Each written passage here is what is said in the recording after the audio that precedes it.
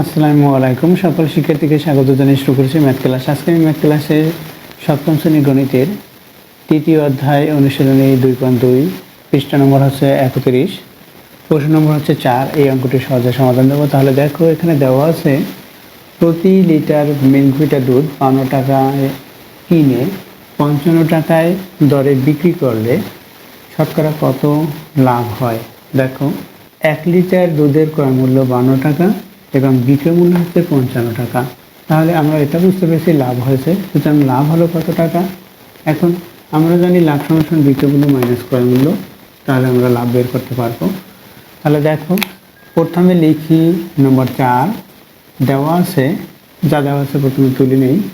1 litre Milk Vita দুধের ক্রয় মূল্য, 1 লিটার দেওয়া আছে কি 1 লিটার মিল্কভিটা দুধের ক্রয় মূল্য 52 টাকা এবং আর কি দেওয়া আছে 1 লিটার মিল্কভিটা দুধের বিক্রয় মূল্য 55 টাকা।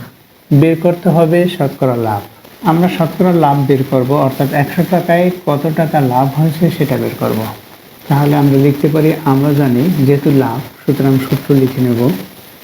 আমরা জানি লাভ সমান বিক্রয় মূল্য মাইনাস ক্রয় মূল্য।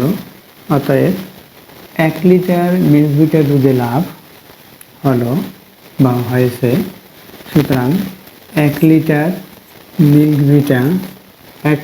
মিল্কভিটা দুধে লাভ হলো বিক্রয় মূল্য মাইনাস ক্রয় মূল্য। ক্রয় মূল্য হচ্ছে 52 বা 3 টাকা। আমরা বিয়োগ করে 3 টাকা পেয়েছি। এখন দেখো, এই 3 টাকা কত টাকায় লাভ হলো। যে টাকায় ক্রয় করেছে সেই টাকায় লাভ হলো। এখানে 52 টাকায় ক্রয় করেছে, এখানে লেখা কিনে, অর্থাৎ ক্রয় মূল্য 52 টাকা। তাহলে 52 টাকায় কত টাকা লাভ হয়েছে? 3 টাকা। 1 টাকায় 100 টাকায়, এটা আমরা বের করবো। তাহলে লিখতে পারি 52 টাকায় লাভ হলো 3 টাকা।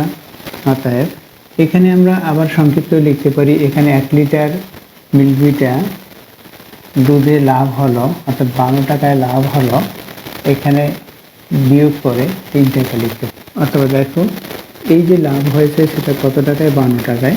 তাহলে লিখি 52 টাকায় লাভ হয় 3 টাকা।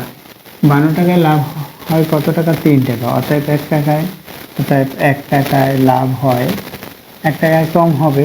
এখানে টাকা পরিমাণ কমছে, সুতরাং এখানে লাভের পরিমাণ কমবে, অর্থাৎ ভাগ হবে। আবার আমরা এটা বুঝতে পারি যে 52 সে 1 ছোট, তাই এখানে ভাগ হয়েছে। এভাবে 3/52 টাকা। অতএব কত টাকায়? শতকরা বলেছে বের করতে, সুতরাং 100 টাকায় হবে। 100 টাকায় লাভ হয়, কত হয়? 3 গুণ 100/52 টাকা। এখন আমরা এখানে ভাগ করব। দেখো, এটা জোড় সংখ্যা, এটাও জোড় সংখ্যা। আমরা এভাবে এর অর্ধেক এভাবে লিখতে পারি। কিভাবে? 52 অর্ধেক কত? আমরা জানি 26। আবার এর 100 অর্ধেক 50। আবার 26-এর অর্ধেক কত? 13। 50-এর অর্ধেক কত? 25। তাহলে কত হয় এখানে দেখো, বা এই 25-এর সাথে 3 গুণ 75 বাই, এখানে হর কত আছে? এখানে 13 আছে, 13 লিখি। এখন আমরা যেটা ভাগ করব, এত টাকা ভাগ করব, সেটা হবে এত, বা লিখি। কত হবে? ভাগ করে দেই। এখানে 75-কে কত দ্বারা ভাগ করব? 13 দ্বারা। দেখো, এখানে 75-এর দশক অঙ্ক হচ্ছে 7, এখানে ভাজক অঙ্ক হচ্ছে 13।